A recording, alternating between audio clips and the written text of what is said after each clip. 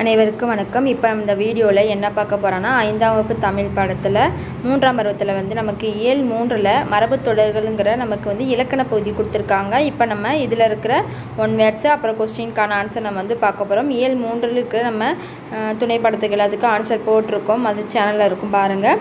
இப்போ ஆன்சர் பார்க்கலாம். நாங்கள் டேஸ் உழவு தொழில் செய்து வருகிறோம். ஆன்சர் வந்து வாழையடி வாழையாக.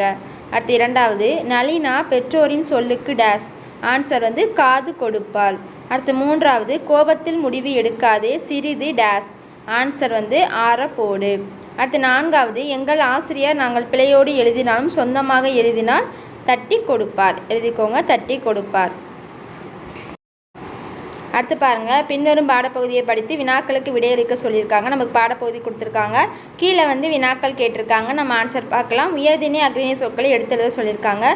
உயர்திணை சொற்கள் என்னெல்லாம் வரும்னா நண்பன், உதயன், நண்பர்கள், விழியன், மணி, இது எல்லாமே உயர்திணை சொற்கள். அடுத்து அக்ரிணை சொற்கள் என்னெல்லாம் வரும்னா மரம், பறவை கூடு, கல், கிளை, பூந்தொட்டி, இது எல்லாமே அக்ரிணை சொற்கள். நமக்கு மேலே தான் அந்த ஒரு பாடப்பகுதி கொடுத்துருக்காங்களா, அதுலேருந்து தான் நம்ம எடுத்து இந்த அட்டவணையில் வந்து எழுதியிருக்கோம். அதுக்கடுத்து அது கீழே என்ன கொடுத்துருக்காங்க பாருங்கன்னா இன எழுத்துக்களுக்கு அடிக்கோடிட சொல்லியிருக்காங்க. நமக்கு மேலே வந்து ஒரு பாடப்பகுதி கொடுத்துருந்தாங்களா, அதில் வந்து ரெட் கலரில் நமக்கு வந்து எழுத்துக்கள்லாம் சொற்கள் கொடுத்துருந்தாங்களா, அந்த சொற்கள் எல்லாத்தையும் என்ன செய்யணும், இதை எடுத்து எழுதிட்டு இன எழுத்துக்களுக்கு மட்டும் என்ன செய்யணும், கீழே ஒரு அடிக்கோடு இடணும். இது என்ன செஞ்சுக்கோங்க, எழுதி நான் எந்தெந்த எழுத்து கீழே வந்து அடிக்கோடு போட்டிருக்கோனோ அதே மாதிரி என்ன செஞ்சுக்கோங்க, கோடு போட்டுக்கோங்க. நெக்ஸ்ட் அடுத்து பாருங்கள், நமக்கு வந்து மொழி ஆல்பம் வந்து கொடுத்துருக்காங்க. அது கீழே வந்து அட்டவணை கொடுத்து நமக்கு வந்து கொஸ்டின்ஸ் வந்து கொடுத்துருக்காங்க. நம்ம ஆன்சர் பார்க்கலாம்.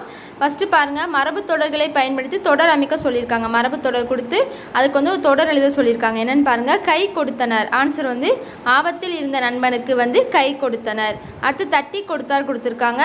அதுக்கான ஆன்சர் வந்து நன்றாக பாடிய சிறுவனை ஆசிரியர் முதுகில் தட்டி கொடுத்தார். இதை அப்படியே பார்த்து எழுதிக்கோங்க.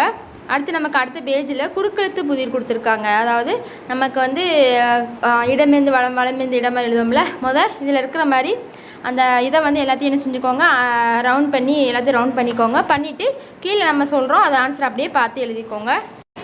பாருங்கள், இவர் எட்டயபுரத்து கவிஞர். ஆன்சர் வந்து பாரதியார்.